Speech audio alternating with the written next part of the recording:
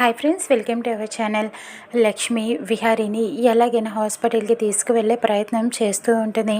అక్కడ ఆంజనేయ స్వామి దగ్గర ఉన్న జెండాని తీసుకుని వెళ్ళి విహారీని బండి మీద కూర్చోపెట్టుకొని తనకి కూడా ఇద్దరికి కలిపి విహారీ పడకుండా కట్టుకుంటుంది. అలానే బండి మీద విహారీని హాస్పిటల్కి తీసుకువెళ్తుంది. డాక్టర్ డాక్టర్ అంటూ పిలుస్తూ విహారీని స్ట్రెచర్ మీద పడుకోబెట్టి హాస్పిటల్లో జాయిన్ చేస్తుంది. ఏమైందని డాక్టర్ అడుగుతూ ఉంటారు. ఈయనకి బుల్లెట్ తగిలింది, చాలా రక్తం పోయింది డాక్టర్ అని చెబుతూ ఉంటుంది. వెంటనే ఎమర్జెన్సీ వార్డులోకి తీసుకువెళ్ళినట్టు డాక్టర్ ట్రీట్మెంట్ చేస్తూ ఉంటారు. విహారీని చూసి లక్ష్మి తట్టుకోలేకపోతుంది. బాధపడుతూ కన్నీళ్లు పెట్టుకుంటూ ఉంటుంది. స్వామి, విహారీ గారికి ఏమీ కాకుండా చూడు స్వామి అంటూ దండం పెట్టుకుంటూ ఉంటుంది. అక్కడున్న వినాయకుడికి మొక్కుకుంటూ ఉంటుంది.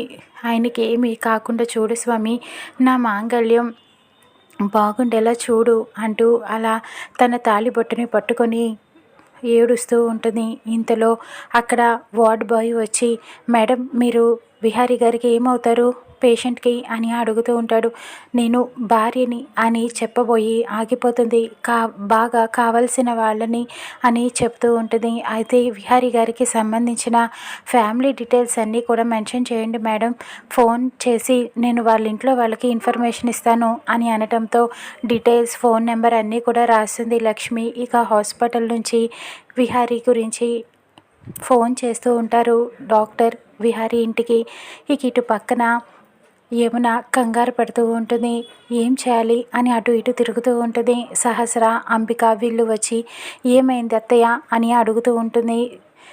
విహారీ ఏమైనా ఫోన్ చేశాడా అని అడుగుతూ ఉండగా యమున లేదని చెబుతూ ఉంటుంది. సహస్ర, వాడు వెళ్ళి ఇంకా రాలేదేంటి, నాకు ఎందుకో కంగారుగా ఉంది, ఇంకా వెళ్ళిన పని అవ్వలేదా అని అడుగుతూ ఉంటుంది.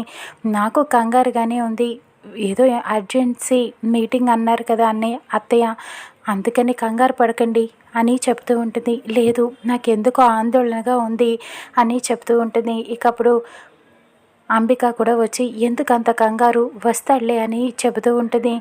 అది కాదు, ఇంట్లో ఏవేవో జరుగుతున్నాయి, విహారీకి ఆఫీసులో చాలా నష్టాలే వస్తున్నాయి, అన్నీ ఇలాగే జరుగుతున్నాయి, ఆ లక్ష్మి అని చెప్పబోయి ఆగిపోతూ ఉంటుంది. ఆ దిక్కుమాలిన లక్ష్మి ఇంకా ఇంట్లో లేదు కదా, ఇక నుంచి ఏమీ జరగలే అని పద్మాక్షి చెబుతూ ఉంటుంది. ఒకసారి స్వామీజీ దగ్గరికి వెళ్తాను అని అడుగుతూ ఉంటుంది యమున. ఎందుకు ఇప్పుడు స్వామీజీ దగ్గరికి అని అడుగుతూ ఉంటుంది. ఇప్పుడు స్వామీజీ దగ్గరికి వెళ్తే ఆయన ఏదో ఒకటి చెప్తే నిజం తెలిసిపోతే బావ నన్ను ఇంకా భార్యగా యాక్సెప్ట్ చేయడు అని అనుకుంటూ భయపడుతూ ఉంటుంది.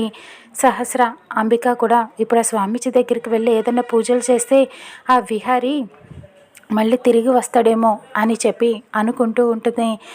ఇక అప్పుడు పద్మాక్షి అంటుంది, వెళ్ళి రానివ్వండి, ఆవిడ అటు ఇటు తిరుగుతోంది కదా, మళ్ళీ ఏదో ఒకటి ఒంట్లో బాగోపోతే లేనిపోయిన గొడవలు, నువ్వు పండుని తీసుకొని వెళ్ళు అని చెప్పడంతో సరే అని చెప్పి ఒప్పుకుంటూ ఉంటుంది. ఇక అప్పుడు పండుని పిలిచి యమున స్వామీజీ దగ్గరికి వెళ్తుంది. ఇక అప్పుడు స్వామీజీ కళ్ళు మూసుకొని దీక్ష చేస్తూ ఉంటారు. నువ్వు వస్తావని నాకు తెలుసమ్మా అని చెబుతూ ఉంటాడు. యమునని చూసి యమున అడుగుతూ ఉంటుంది, నా విహారీకి ఏం జరిగింది అని అడుగుతూ ఉంటుంది.